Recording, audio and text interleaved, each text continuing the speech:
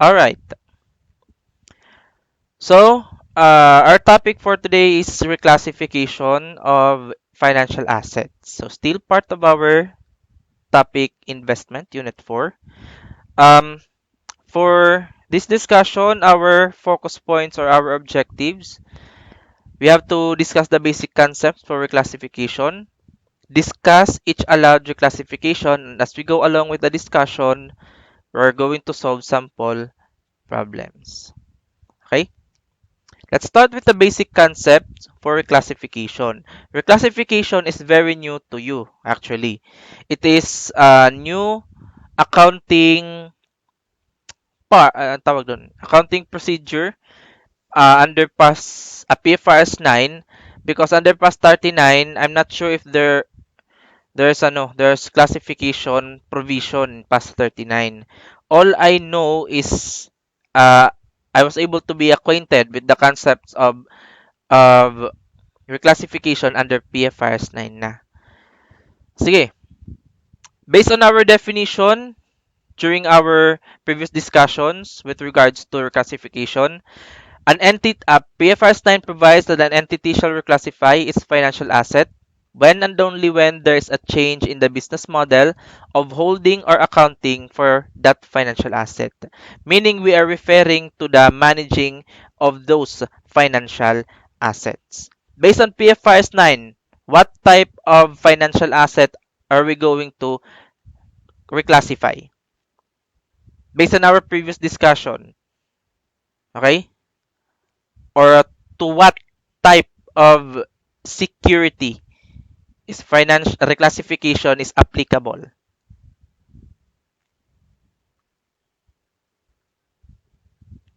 Debt or equity?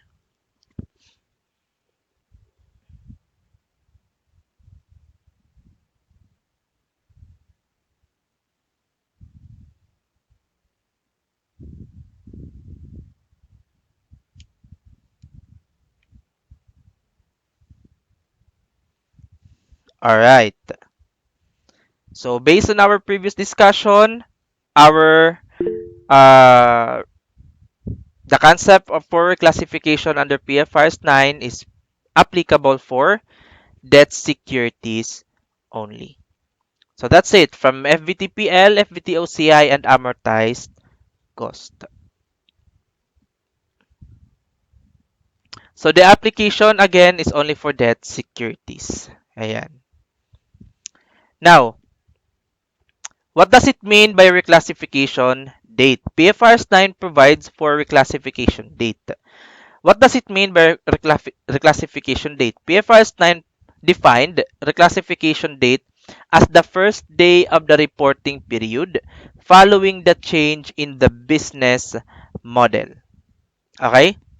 It is defined under PFRS 9 as the first day of the reporting period following the change in the business model. What does this definition mean?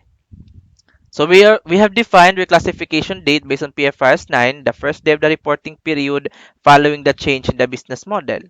Now, what does this mean? Ano ang meaning ng definition? Okay. So, to further understand this definition provided by PFRS 9, let us have it in an illustration. Let us assume calendar period. Okay? Although this concept in calendar period may also be applied in fiscal period. Kasi both fiscal and calendar are both 12-month period. Let us discuss calendar because calendar period is more easy to understand than a fiscal period. So, when we say calendar period, we start January 1 and we end December 31. Now, what does reclassification and reclassification date mean, or the concept, how to apply the concept of reclassification based on that timeline? Now, sabi aglet ng PFRS 9, reclassification date is the first day of the reporting period following the change in the business model. Now, let us assume the current period is 2022. Okay, our current period is 2022. If within 2022, which is our current reporting period, we have signified a change in business model, then uh, the reclassification will not took effect in the current period but on the first day following the change in the business model. So what does it mean by following the change? Reporting period following the change in the business model. That reporting period following the change in the business model, it simply means the next reporting period. So if our current reporting period is 2022, then the so-called reporting period following the change in business model is what year?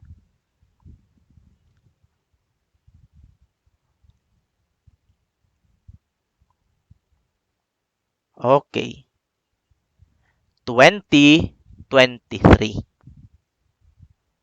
So the question would be, this is the common question being asked under PFRs 9. Do we have to reclassify the financial asset in the current period, for example in 2022? Yes or no?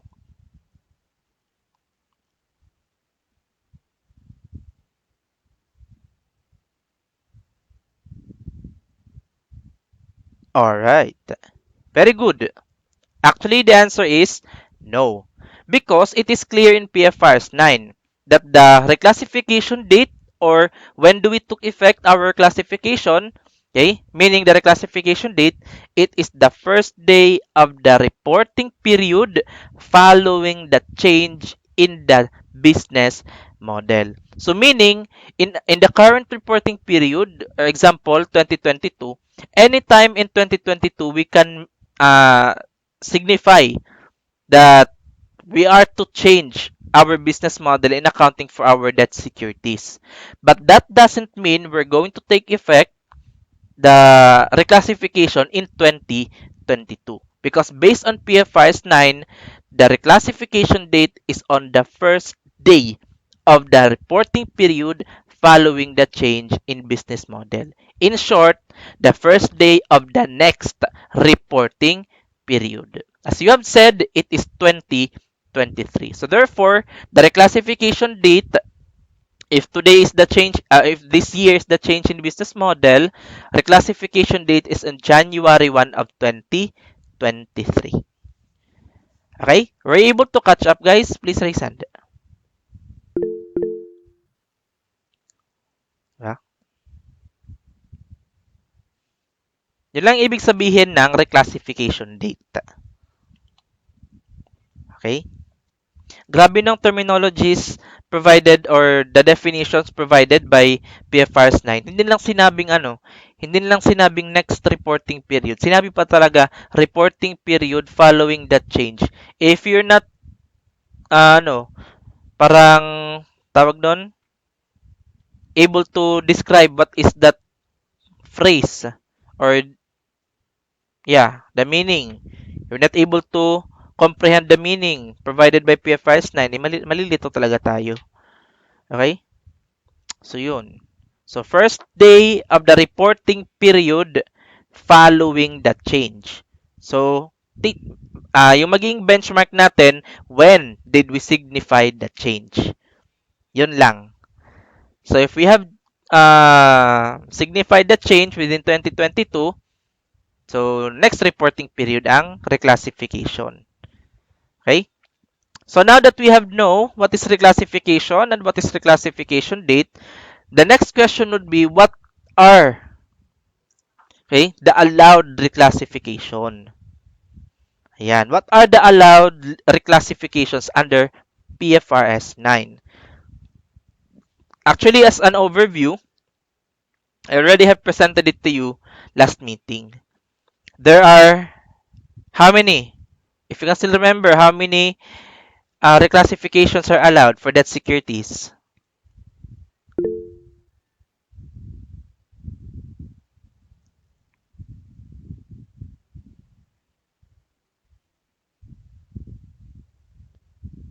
Ay, tinanong ako ni Alina. Six? Six?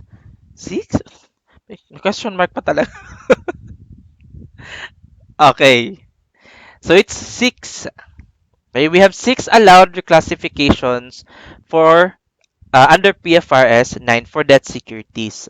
So we have from FVTPL to FVTOCI down to amortized cost to FVTOCI. So our FVTPL, we can subdivide it into three based on the three business model. So our first business model of FVTPL, okay, first to FVTPL reclassification, FVTPL could be reclassified to either FVTOCI or amortized cost. Same goes with FVTOCI. FVTOCI could be reclassified to FVTPL or amortized cost. And same thing with amortized cost. Amortized cost could be reclassified either FVTPL or FVTOCI. So meaning the allowed reclassification for each model is the business model that is not currently being used. So if I'm using FVTPL, my only choice is FVTOCI and amortized cost. If I am using amortized cost, my the allowed reclassification will be to FVTPL and to FVTOCI.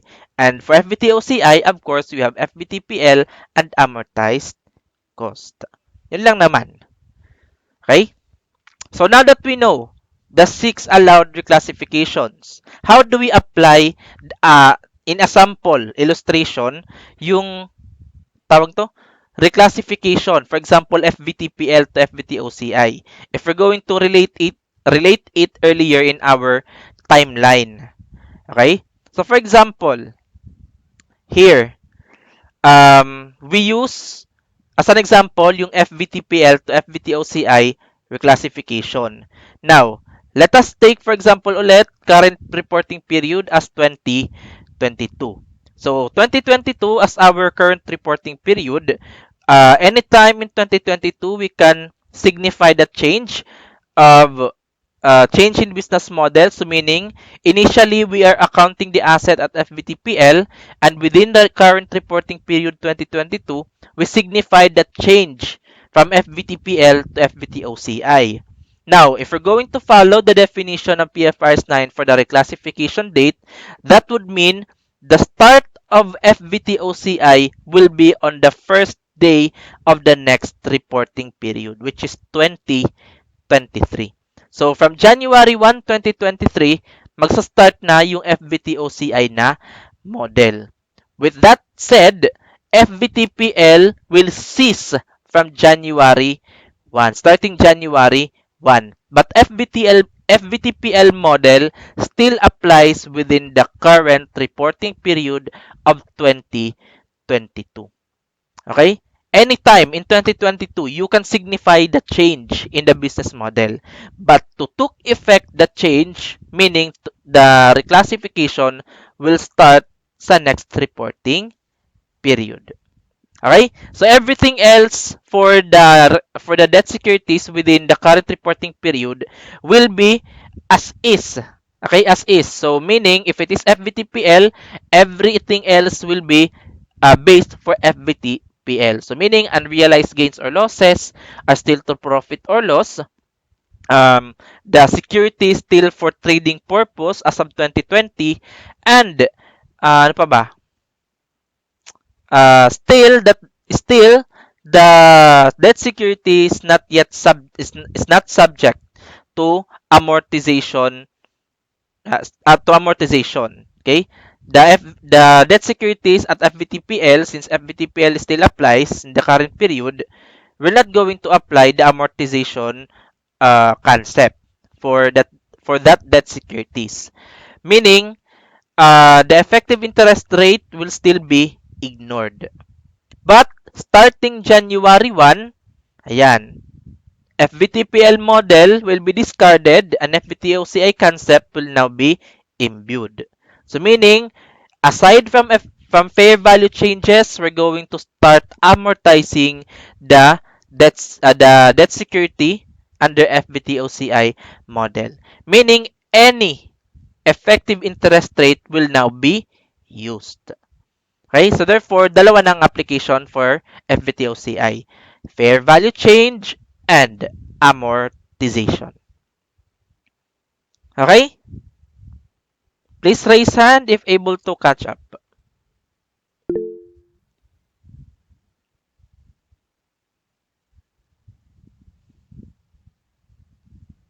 Alright.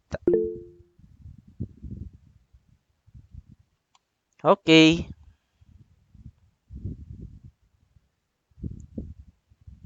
So let us start discussing each tawag nun?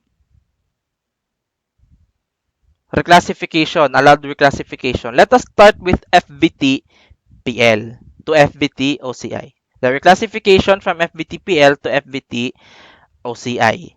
So always take note that in the current reporting period, the debt securities will still be at FBT-PL, meaning first, unrealized gains or losses will be reported to profit or loss statement, still subject to fair value changes, but not to amortization. And the debt securities are still for trading purpose. Okay, for trading purpose. Then any effective interest rate will be ignored for purposes of computation of the interest income. But starting the next reporting period, FBTOCI model applies, meaning unrealized gains or losses will now be presented to OCI and also to the equity section of the statement of financial position. And other than fair value change, we're now going to apply the amortization concept. Okay? And being FBTOCI, from being for trading purpose, the debt securities will now be designated as held for sale. Not held for sale, available for sale. Sorry, available for sale. Though it's not yet, it's no longer for trading, but available for sale. Okay? And collecting yung SPPI test. Okay? Don't forget the SPPI test. Right? Then any effective interest rate will be used under FBT OCI model. Okay? So let's jump to the concept for the next reporting period accounting for purposes of reclassification. Ayan. First is the financial asset will now be subject to both amortization and fair value changes. Unlike in FVTPL, that is it is only fair value changes. Again, take note that under PFRS 9, the requirement is that FBT OCI debt securities will be subject to amortization. Okay, subject to amortization. Just like what we have discussed yesterday, 'di ba? Aside from fair value change, we are computing for the amortized value of the debt securities. Then ito yung mga important points. The carrying value under the FVTPL model, take note, the carrying value under FVTPL model, which is a fair value, will be the new carrying value under the FVTOCI model. So for example, take note ha, for example, at year-end ng 2022, sabi natin this year, sa year-end, yung maging fair value ng ating debt securities, 2 million. That is a fair value. Meaning lang ng second bullet is that fair value, which is a carrying value under FVTPL, will now be the new carrying value at FVTOCI. Meaning, 2 million under FVTPL will be the same carrying value na 2 million for FVTOCI model. Okay, with that said, 2 million versus 2 million, therefore, no reclassification gains or losses will be recognized at reclassification date. So, related ang two bullets na to. Since the same amount, okay, the same figure, the same carrying value ang forward from FVTPL to FVTOCI, no reclassification gains or losses will be recognized. Okay? Another thing, a new effective interest rate will be computed under the FBTOCI model. Ibig sabihin, the effective interest rate under FBTPL will be discarded, um, tawag nun, will be totally discarded. Okay? We're not going to use that effective interest rate under FVTPL model. What we're going to do, okay, after the reclassification, we have to compute a new effective interest rate for that debt security. Then after we compute the effective interest rate, okay, the new effective interest rate as after the reclassification, we're going to use that new effective interest rate for purposes now of amortization. So the interest income will now be computed as the amortized carrying value or amortized cost under FBTOCI by multiplying it with the new effective interest rate. So hindi na tayo magmo-multiply based on stated interest rate. Okay? Then of course, any unrealized gains or losses sa OCI and equity section na i-present. Right? So to apply these concepts, we'll have it in a sample problem. Okay, sample problem for FVTPL to FVTOCI reclassification. Ayan. So high-speed company purchased 2 million 10% bonds on January 1, 2020. The related interest is payable December 31 annually. Okay? The related interest is payable annually December 31. The maturity date of the bonds is after 5 years or on December 31, 2024. The bonds are to be carried as financial asset at fair value to profit or loss. Take note, in 2020, it will be carried as fair value through profit or loss, meaning under FBTPL model. Okay, take note of that. At the date of acquisition, the effective interest rate for the bonds is at 12%. Now, by first question, okay, we're not going to answer yet the requirements. Okay? First question, what are we going to do with this 12% under FVTPL model? Use or ignore?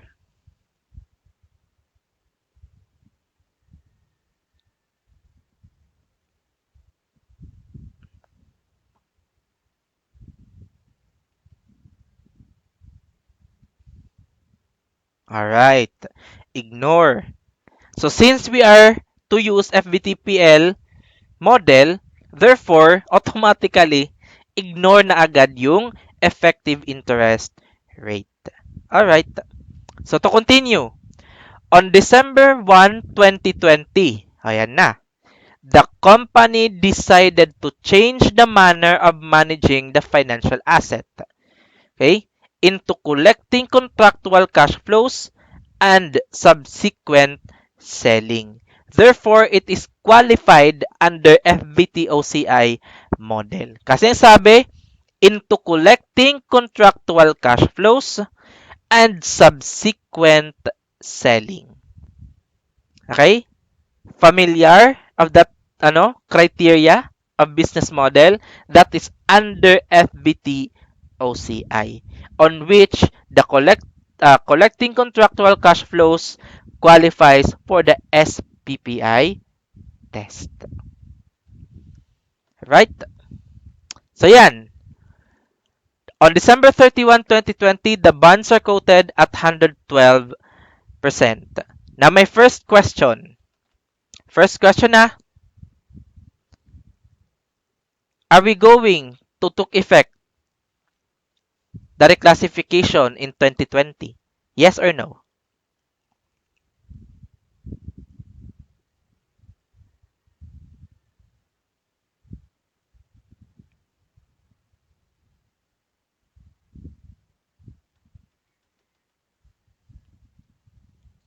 So your answers are no.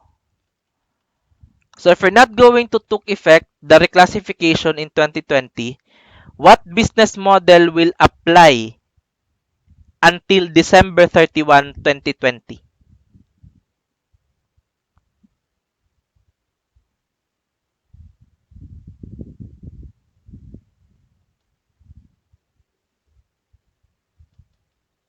Okay. FVTPL model. So if we're not going to took effect the reclassification or change in business model in 2021, okay, when are we going to take effect the reclassification?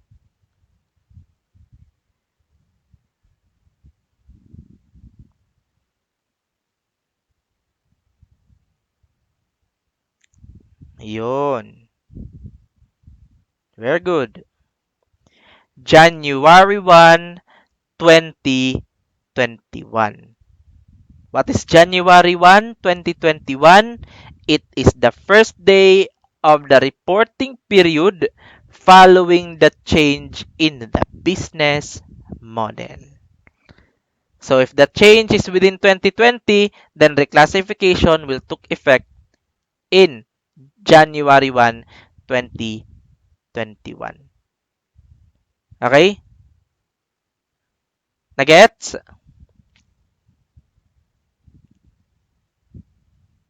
Are you not wondering, guys? Are you not wondering why is it na ganun ang requirement ng PFRs 9? Okay? Eh pwede namang sa 2020 it took effect ang change. Kasi hindi pa naman natapos ang 2020. 2020 is not yet over based on the problem. Kasi yung change is on December 1, not on December 31. Why is it that we're not going to took effect the change in December 1 instead of taking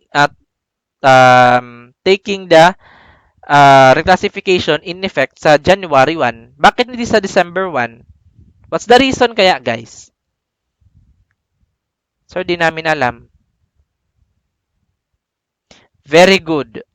To have consistent reporting in 2020. Yun ang purpose ng PFRS 9. Or, okay, or ganito ang sabi ng PFRS 9. It is as if, okay, take note ha, kasi nga dinefine natin ang reclassification date. It is as if that the securities have been FVTOCI at January 1, 2021 or on the first day of the reporting period following the change in business model. So parang tama yon para magkaroon ng consistency.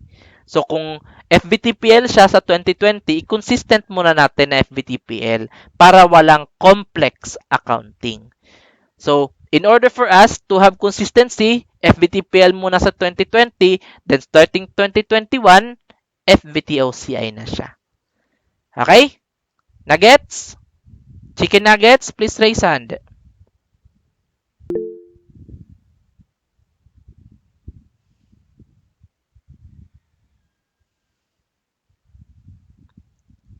So yan guys ha, dapat consistent. Okay. Yung mga boys. Boys, oy. Dapat consistent. Ay, hindi. Pati rin dapat yung mga girls. Dapat consistent din mga girls. De, joke lang. Baka natamaan tayong lahat. Alright. So to continue the problem. The applicable effective interest rate after the reclassification is at 6.50%. The bonds are quoted at 115 on January 1, 2020 and at 120 on December 31, 2020. Guys, based on this tawag nun, concept and the fourth bullet, a new effective interest rate will be computed under, bakit may to be? Basta, will be computed under the FVTOCI model. Okay?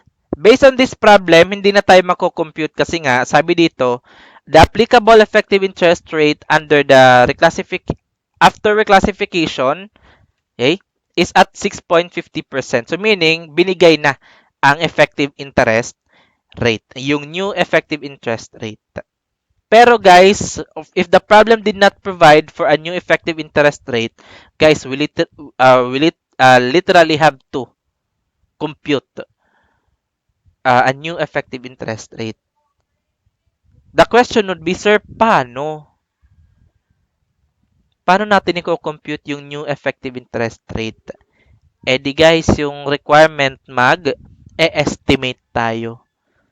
Okay? Yung common na estimation method for computing a new effective interest rate is to come up with an interpolation. Okay? To come up the effective interest rate using interpolation. I guess Sir Valik's book provide for an interpolation na concept. Who among you here have Valik's book na book? Yung INTACC1, Intermediate Volume 1. Kindly raise hand.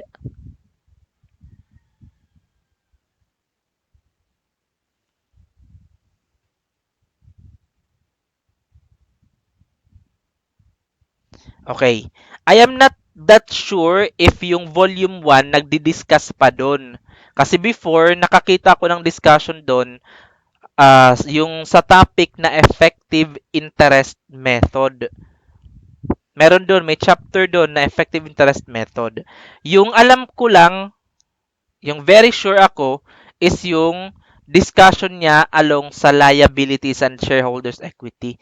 Volume 2 ata, yung meron talagang kasi yung alam ko dalawa, sa volume 1 at saka sa volume 2 na discussion.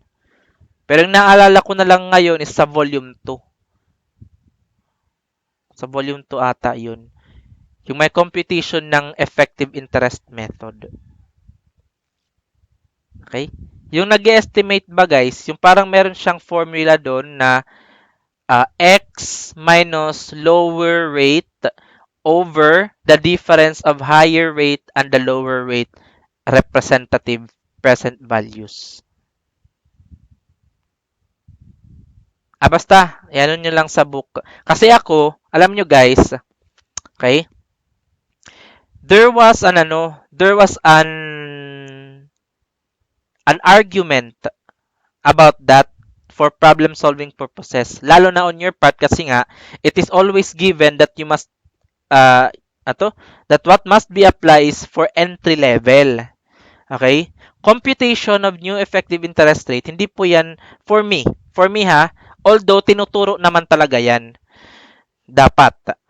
Pero for problem solving purposes, lalo na sa mga, like for example, mag-exam, dapat given na ang new effective interest rates. Kasi mahirap talaga guys yung interpolation. Yung kay Sir Valix, yung nakalagay doon is may tinatawag siyang process through the use of financial calculator. Eh guys, yung ginagamit nating calculator, hindi naman to financial calculator eh. Basic or ordinary calculator lang to. Even our scientific hindi kaya kasi iba kasi yung tinatawag na financial calculator. Yung mga nasa insurance companies, usually yung gumagamit ng financial calculators. Okay? Or yung mga management accountants, iyon. Yung gumagamit ng financial calculators, mga financial analyst, ganyan. Pero sa atin, na usually bookkeeping, accountant 1, ganyan. Okay, normal CPA. Oh, normal CPA, normal pa yan, sir. Okay. Yung basic calculator or normal calculator, pwede na yun. Pero as to the computation, pwede rin naman tayong mag-compute actually ng new effective interest rate, yung estimated, using this one. Yun nga lang, we're going to follow yung tinatawag na interpolation process. So, matatagalan. So, yung sa akin, yung concept ko, dapat ibigay na lang agad. So, therefore, it is on the burden of the examiner, okay, to provide yung new effective interest rate. Gaya dito, sa sample problem na to, instead of us to compute this one, kasi yung initial goal is ituturo ko ang pag-compute ng 6.50 na new effective interest rate. Pero sabi ko, nako, mahihirapan kasi madaming steps sa interpolation. Ibigay ko na lang kaya agad. Okay? So, for my problem solving purposes, pag nakakita kayo ng ganyan, okay, trust me, yan na agad yung new effective interest rate. Okay? Pero sa problem solving, sa activities nyo, hindi ako nagbigay ng reclassification. Kasi initially, wala talaga akong activity. Okay? No, wala akong ni isang activity for reclassification kasi nga, hindi ko nga matapos-tapos noon yung discussion sa investment eh. Kaya hindi ako nakakapag-discuss masyado ng reclassification. Okay? Lumayo na tayo sa ating discussion. Balik tayo dito. Balik. Ayan. Yung requirements sa atin, you have 7 requirements. Requirements 1 to 3 referring sa 2020. Requirements 4 to 7 referring to year 2021.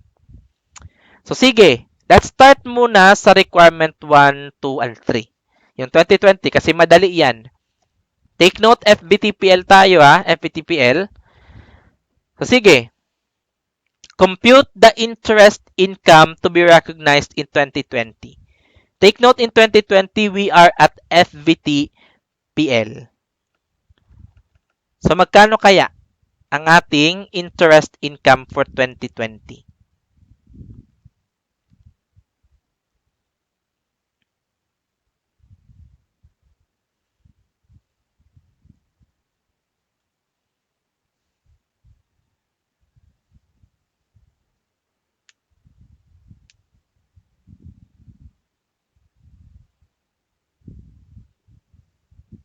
Sige, question ko. Ano yung requirement ng PFRS 9 as to interest income computation under FBTPL? Are we going to use stated rate or effective rate?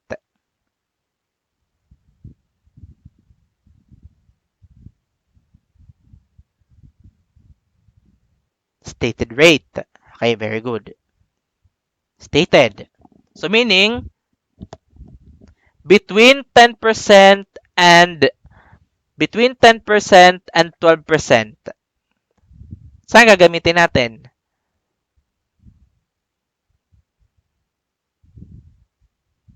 %. Okay, very good. Now, sabi dun sa concept ulit, interest income under FVTPL is computed by multiplying the stated interest rate on the gross carrying amount of the financial asset. O, magkano ang ating gross carrying amount under FVTPL?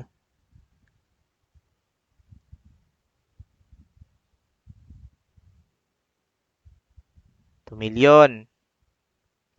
So, sige, 2 million. So, magkano interest income natin for number 1?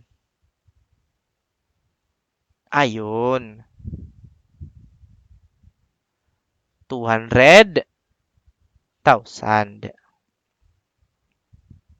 Alright, that's correct. Alright, so number 1 is 200,000 interest income. What about number 2? Carrying amount of the bonds as of December 31, 2020. Take note, FVTPL, fair value model always subject to fair value changes or fair value remeasurement. So magkano yan?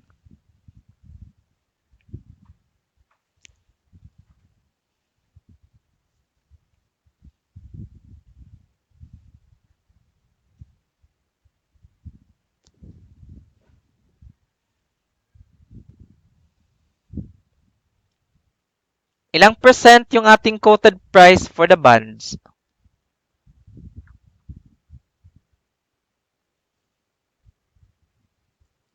100? 112%. Alright. So if it is 112%, how much is our carrying amount?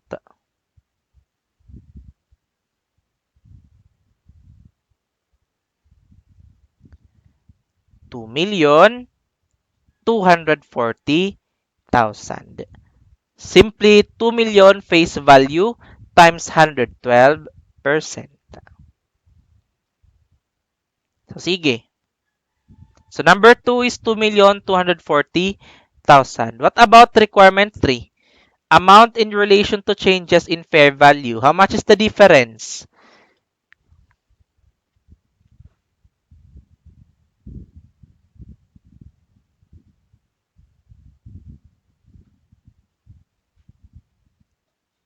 To 40. What is 240,000?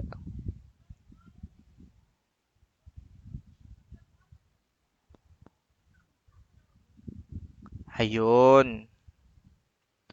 Unrealized gain.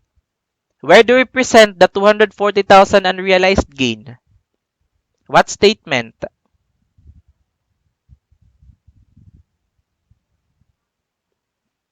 Para. Oh, yan. Alright. Very good.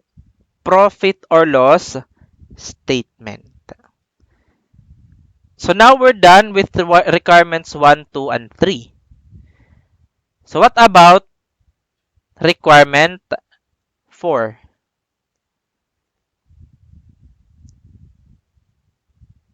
Okay, before we answer requirement 4, balikan natin yung concept. Anong sabi? The carrying value under the fair FBTPL model, which is a fair value, will be the new carrying value under FBTOCI model at reclassification date. So my question would be, how much is our carrying value, how much it will be our new carrying value sa reclassification date?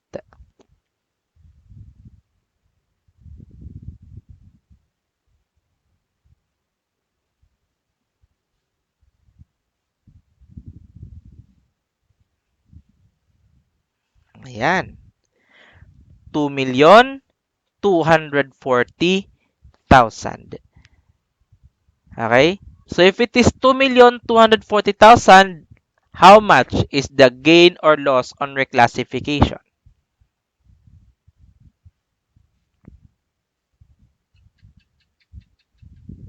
Ayun. 0. Okay? 0. Kasi anong sabi doon sa concept? No reclassification, gain, or loss to be recognized. Alright. So, sige. So, I'll discuss requirements 5 to 7. Dapat 4 to 7 yung di-discuss ko. Pero since madali lang naman, 0 yung sagot sa number 4. So, yan. So, ito yung solution natin, individual solution. So, sa number 1, that would be 200,000. To record the acquisition with debit investment in bonds, FBTPL, and credit cash, 2 million. Then, for the interest income with debit cash and credit interest income, 200,000. For requirement 2, ayan, 2,240,000. Then for requirement 3, the difference of the amount, 2 million versus 2,240,000 is unrealized gain of 240,000 in profit or loss statement. So it is a gain, it is an increase in the investment, so debit investment in bonds, FVTPL, and credit unrealized gain in investment in bonds, FVTPL, or simply unrealized gain, profit or loss. So, 240,000. Okay, 240,000. Next, for requirement 4, ayan, apply the concept of declassification. The carrying value of 2,240,000 under FVTPL model, which is a fair value, will be used as the new carrying value at for reclassification to FBT OCI model. Therefore, 2,240,000 versus 2,240,000, reclassification gain or loss will be 0. So therefore, our entry is simply to talagang i-reclassify lang ang investment. So the recognized investment in bonds FVTPL, so we credited it, then debit investment in bonds FVTOCI, 2,240,000. Okay? So now, for requirement 5. Requirement 5 is simply asking for the interest income. Okay? Requirement 5 is simply asking for the interest income. But because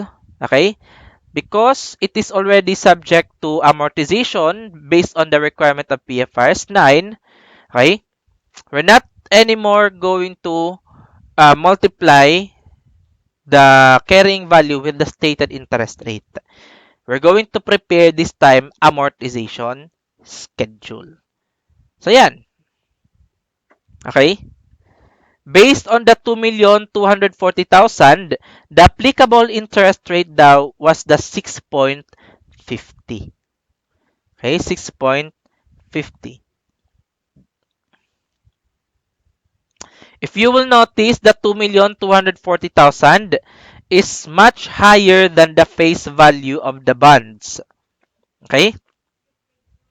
Meaning, what is the resulting amount of 240,000 is referred to as premium. Okay? Unlike yesterday, that the difference in the face amount and the present value is considered discount. Okay? As a result of reclassification, having 2,240,000 as our new carrying amount to be amortized for FBTOCI, which is way higher than the face value of the bonds of 2 million, then the difference is premium on bonds. Okay? Premium. If discount, ano yung effect ng discount? What do we do with discount? Yung amortization ng discount, ano yung effect niya sa carrying value? Amortization ng discount,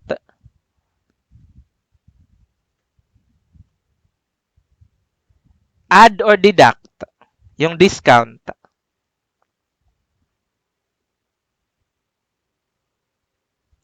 Yesterday, anong ginawa natin sa discount?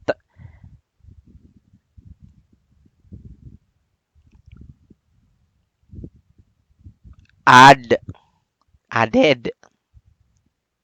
So this time, for premium, anong gagawin kay premium?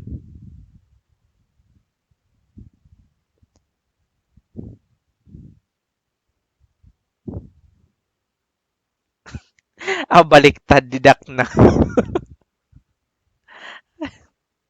Ay, naku, medyo. Ayun. Deduct na ha. Deduct. Alright. So, sige. So, to explain, 2,240,000 multiplied by 6.50%, do we have 145,600 based on your calculations? Please raise hand kung tama.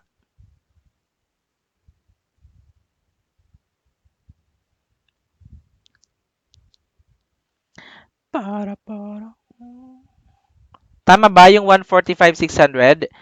2,240,000 times 6.5%.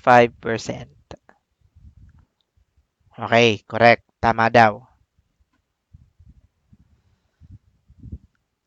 So, sige.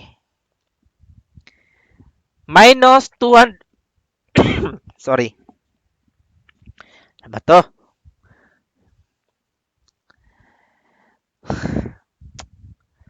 Minus 200,000, the difference is 54,400.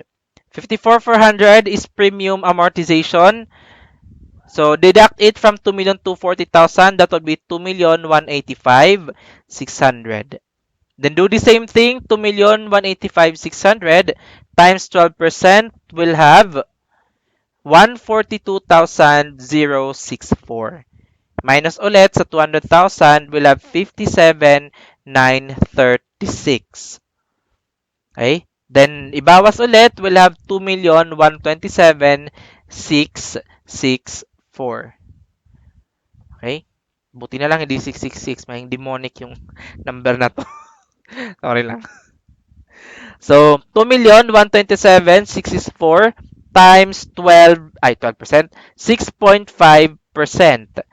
We can get 138,000 to 98.16. So, we can drop 0.16. Okay? So, minus 200,000, this will be, the difference is 61,702. 61,702 na amortization of premium. So, minus ulit, that would be 2,065,962. Okay? Since our goal is to arrive with exact 2 million, let us compare na lang 2 million with the 2,065,962. That would be an adjusted, okay, adjusted amortization of premium of 65,962. Then to have our adjusted interest income, deduct the 65,962 from 200,000. So that would be 134,038. Sige nga, i-check natin. 2,065,962 times 6.5%. Magkano yan?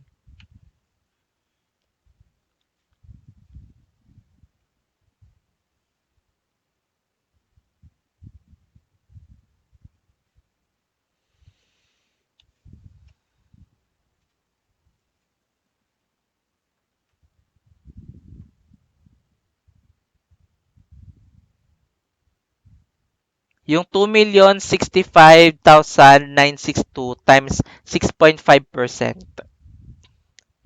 Nashock ako alina sa sagot mo. Sa 2 million ka nag-base. Tapos 2 million na tayo. 2 million times 65.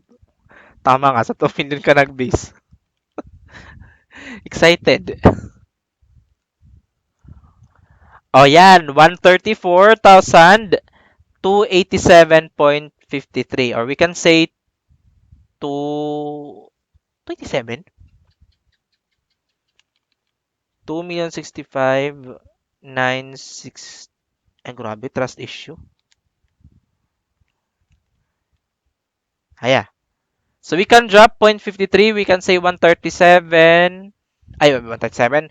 134,288. O 288. Magkano yung difference nila ng 134,038? 134,288 minus 134,038. 250. Ayan, 250. So, close enough. Okay? Kung gawin nating 134,288 minus 200,000, our supposed amortization of premium is 65,712. Okay. Kung i-minus natin siya sa 2,065,962, magiging 2,250,000. So, hindi siya saradong 2 million. So, what do we do is to adjust na lang the last year figures. Okay? So, to record our interest income and our amortization, we can separate the entries or we can combine. So, debit cash and credit interest income for the 200,000 interest received. Then, for the amortization of 54,400, we simply debit interest income. And since it is a deduction, it only justified that we should credit investment in bond account. Okay, so credit investment in bonds FVTOCI for 54,400. So that means net credit of 145,600. Kasi nga ito naka-credit 200, ito naka-debit 54,400. Okay? Pwede yung entry na lang natin as compound entry, debit ng cash 200,000. Then credit interest income 145,600 and credit tawag nun, investment in bonds FVTOCI for 54,400. The same pa rin yun. Okay? As long as it will be reflected in the FS that our true interest income is 145,600 only. Yet we have received 200,000. Alright.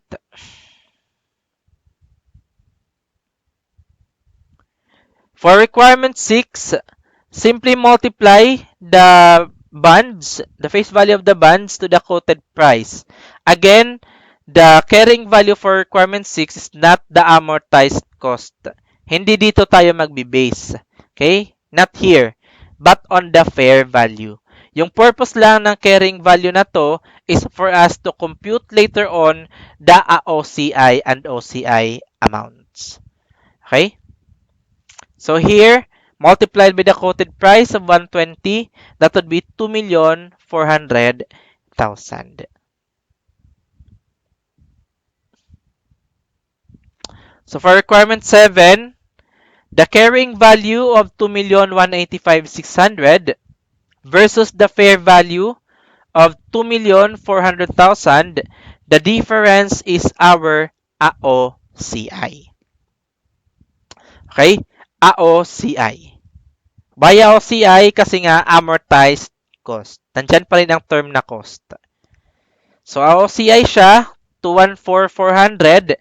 Since 2021 is our first year of computation ng unrealized gains or losses under FVTOCI model. Okay, under FVTOCI model, meaning AOCI and OCI will be the same. Okay? Sa OCI statement, 214,400 din.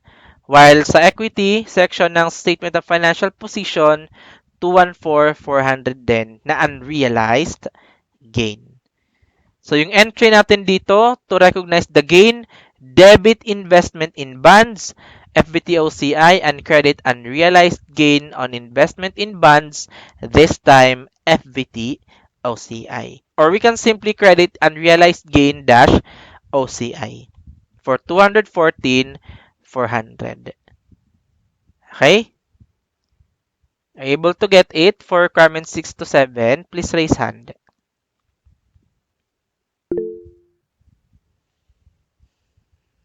Alright. Now, here's the thing, guys. Okay? Here's the thing.